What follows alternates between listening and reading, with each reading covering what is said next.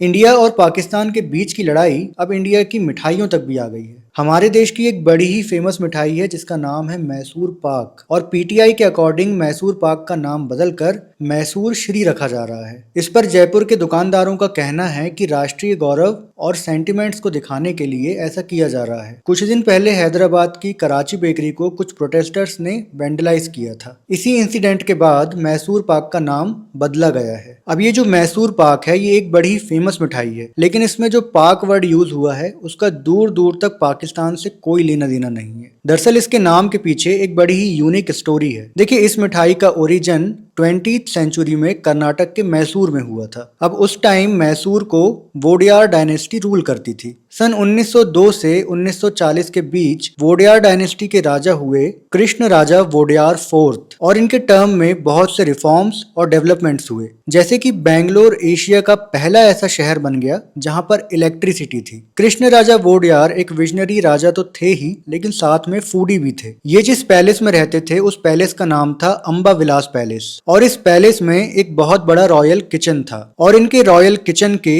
Royal cook थे काका सूरा मडप्पा, जो अपनी कुकिंग के साथ एक्सपेरिमेंट्स किया करते थे। और ऐसे ही एक कुकिंग एक्सपेरिमेंट करते हुए उन्होंने बेसन, घी और शुगर के साथ एक मिठाई बनाई, और कृष्ण राजा वोडियार ने इस मिठाई को टेस्ट किए। इस मिठाई को टेस्ट करने के बाद कृष्ण राजा वोडियार बहुत खुश हुए, क्योंकि उनको ये मिठाई बहुत ज्यादा पसंद आई थी। उन्होंने मडप्पा से इस मिठाई का नाम पूछा, लेकिन उस टाइम मडप्पा के पास इस मिठाई का कोई नाम नहीं था, तो मडप्पा चुप रह गए। और फिर कृष्ण राजा वोडियार फोर्थ ने खुद इस मिठाई का नामकरण किया और इसे नाम दिया मैसूर पाक। लेकिन जैसा कि मैंने शुरू में बताया कि इस मिठाई में जो पाक वर्ड यूज हुआ है उसका दूर दूर तक पाकिस्तान से कोई लेना देना नहीं है, क्योंकि पाक वर्ड कन्नड़ लैंग्वेज के पाका से लिया गया है, जिसका बेसिक मतलब होता है पका हुआ भोजन। और कन्नड़ में इस वर्ड का यूज शक्कर की चाशनी के लिए भी किया जाता है। लेकिन जिसे मैसूर पाक के पाक वर्ड का असली मतलब ना पता हो उसे गलत फहमी हो सकती थी, इसलिए अब इस मिष्ठान का नाम मैसूर पाक से मैसूर श्री कर दिया गया है।